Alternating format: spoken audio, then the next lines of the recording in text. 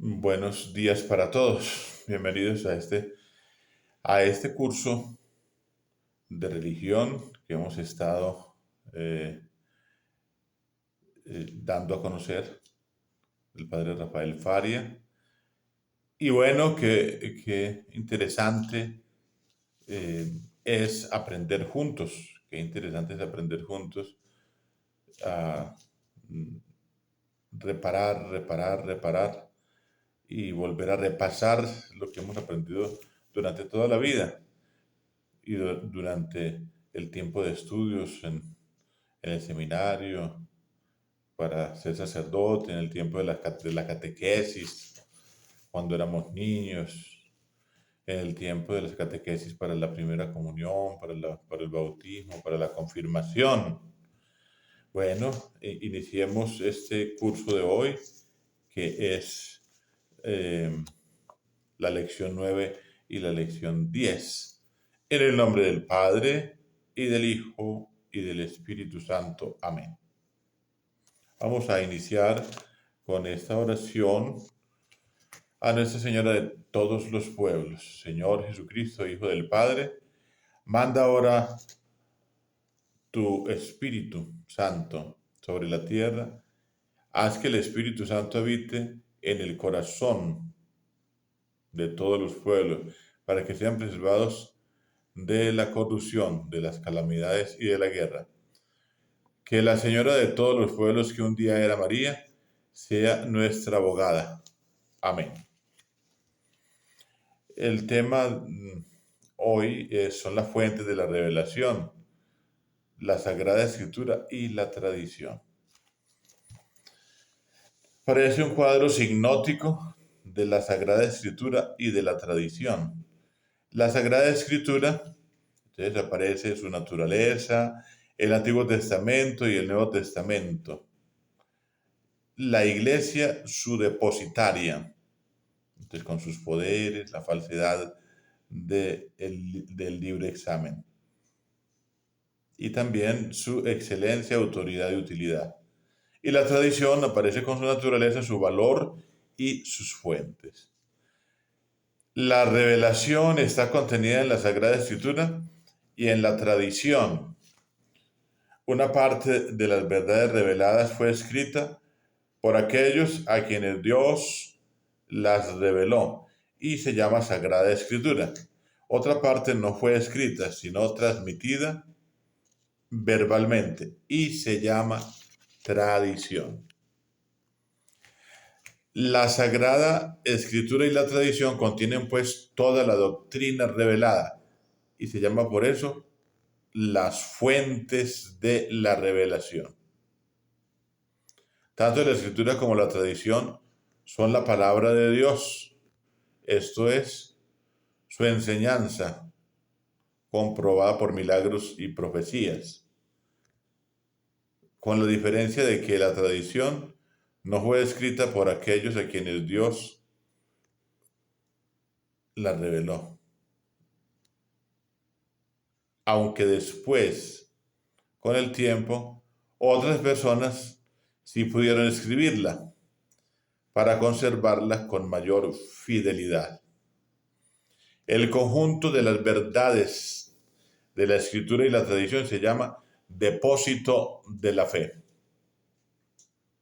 La Sagrada Escritura, su naturaleza. La Sagrada Escritura es la palabra o enseñanza de Dios puesta por escrito bajo la inspiración del Espíritu Santo, por aquellos a quienes Dios la reveló. En consecuencia, tiene a Dios por autor, como dice el Concilio Vaticano. La Sagrada Escritura se llama Biblia, del griego biblos, que significa libro, porque es el libro por excelencia. La Biblia ha sido traducida del hebreo y griego en que fue escrita a todos los idiomas infinidad de veces. La más célebre de las traducciones es la Vulgata, hecha por San Jerónimo, muerto en el año 420, al idioma latino. y que la Iglesia conoce como versión oficial. Llámese Vulgata porque entonces el latín era reputado lengua vulgar o popular respecto al griego. También es célebre la tradición de los 70 o la Septuaginta, ¿no? Que remonta más o menos al año 130 a.C. Es la versión de los libros del Antiguo Testamento del hebreo al griego, hecho según la tradición por 70 sabios de Alejandría, lo llamaban los esenios. La inspiración de la Sagrada Escritura, la inspiración divina de la Escritura consiste en tres cosas, a saber: A. Dios indujo a los autores a que escribieran los libros santos. B. Le sugirió lo que debían decir. C. Los preservó de error. Eso se llama inerrancia bíblica. No consiste pues en que la Iglesia hubiera aprobado con su autoridad libros escritos por industria humana, sino en las tres condiciones indicadas. La Sagrada Escritura es a un tiempo obra de Dios y del hombre, de Dios como causa principal, del hombre como causa instrumental. Cuando el músico se sirve de un instrumento para obtener sonidos, el artista es la causa principal del sonido y el instrumento la causa instrumental. Así Dios, dicen los santos padres, se valió del hombre como un instrumento para escribir los santos libros. Aunque el autor es un instrumento en las manos de Dios, no deja de ser un instrumento inteligente y libre que usa conscientemente de sus facultades. ¿Cuáles son sus facultades? Inteligencia, memoria y voluntad. En consecuencia, el escritor sagrado puede utilizar conocimientos adquiridos por él de antemano. Conserva su personalidad, su estilo y expresiones peculiares hasta sus incorrecciones del lenguaje, pues a estas cosas no se les extiende la inspiración. La misma escritura afirma el hecho de la inspiración. Así Cristo dice que David habló inspirado por el Espíritu Santo. Marcos 12:36. Y San Pablo declara que toda escritura es inspirada por Dios. Segunda Timoteo 3:16. División de la Sagrada Escritura. La Sagrada Escritura se divide en Antiguo y Nuevo Testamento. El Antiguo comprende los libros escritos antes de Cristo y el Nuevo los escritos después de él. Testamento significa pacto o alianza. La revelación por las promesas que hace Dios en ella y por las obligaciones que impone es un verdadero pacto entre Dios y los hombres. Hasta aquí la lección 9. Y continuamos con la lección 10. El Antiguo Testamento. El Antiguo Testamento consta de 45 libros que se dividen en 21 históricos, 7 didácticos y 17 proféticos. Los históricos describen la historia de Israel o de algunos de sus más célebres personajes. Los didácticos, de didagé, enseñar, son libros de enseñanza religiosa y moral. Los proféticos anuncian la venida del Mesías y reprenden al pueblo por sus infidelidades. Los didácticos y parte de los proféticos están escritos en verso. Vamos a ver un cuadro sinóptico. Ya ustedes lo organizarán en sus casas y aquí más o menos lo vamos a conocer así verbalmente. Entonces, los libros históricos. Entonces, 17 de historia de todo el pueblo de Dios y 4 de historias particulares. ¿Cuáles son los 17 de historia de todo el pueblo judío? Entonces, el Pentateuco de Moisés, que el Pentateuco es el Génesis, el Éxodo, los Números, el Levítico, el Deuteronomio. El libro de Josué, el libro de los jueces, 4 libros de los reyes, 2 de los paralipómenos o crónicas, primera crónica, segunda crónica, 2 de Esdras, 2 de Macabeos. Y los 4 de historias particulares, que son los libros de Ruth, Tobías, Judith y Esther. Los didácticos, entonces, los 4 sapienciales. ¿Cuáles son los 4 sapienciales? Los proverbios, el eclesiastés, el eclesiástico y la sabiduría. Y 3 más. ¿Cuáles son los 3 más? El libro de Job, el cantar de los cantares, el libro de los salmos. 17 proféticos. Entonces, 4 profetas mayores y 12 profetas menores. Los 4 profetas mayores, conocidos como Isaías, Jeremías, Ezequiel y Daniel. Y los 12 profetas menores, Oseas, Joel, Amós, Abdías, Jonás, Miqueas, Nahum, Habacuc, Sofonías, Ageo, Zacarías y Miqueas. Los libros proféticos de Jeremías suelen agregarse a Jeremías, pues, las lamentaciones que son del mismo autor y el libro de Barú. Recuerdan que Barú era el secretario de Jeremías. En los demás libros no catalogados entre los proféticos suele haber verdaderas profecías, por ejemplo, en los Salmos. Libros históricos. El primero y principal de los libros históricos del Antiguo Testamento es el Pentateuco, escrito por Moisés. Narra la creación del mundo, el origen de las naciones y la historia del pueblo de Israel hasta dicho caudillo, Moisés, ¿no?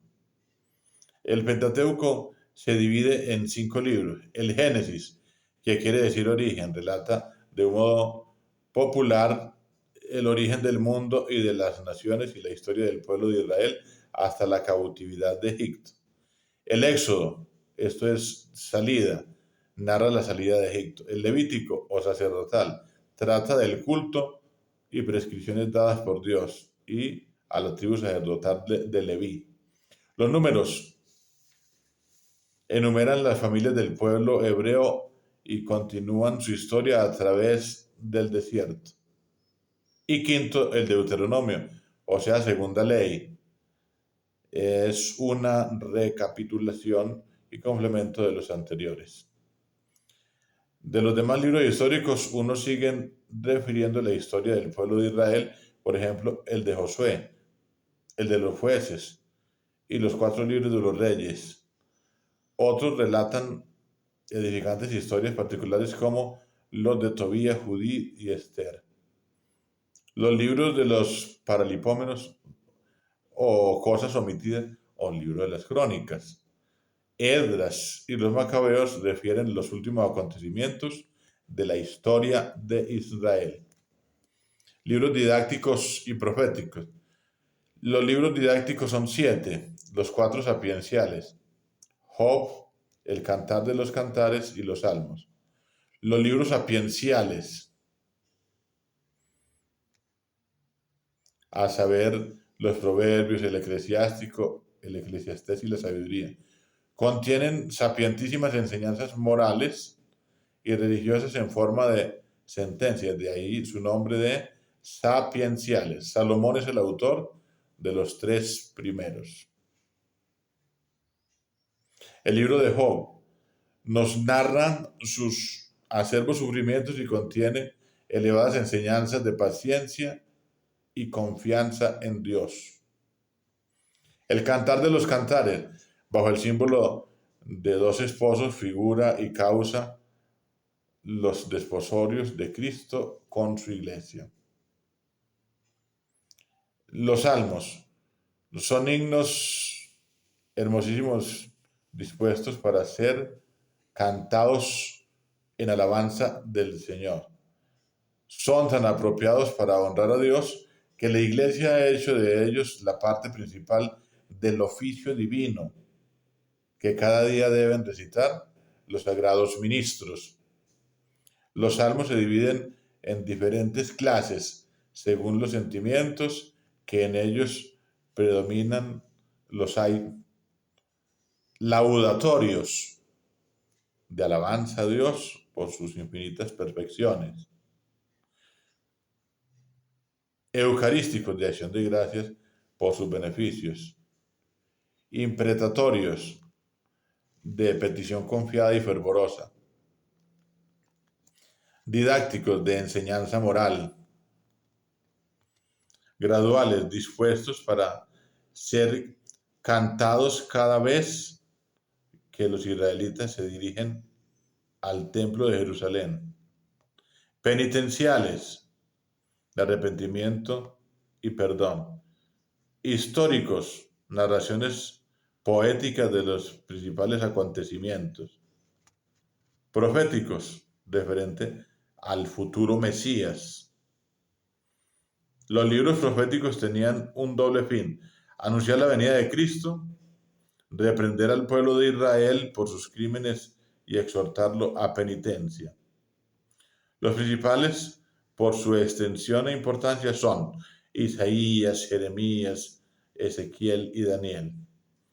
La Iglesia ha hecho suyos todos los libros del Antiguo Testamento y los mira con el mismo respeto y veneración que los del Nuevo.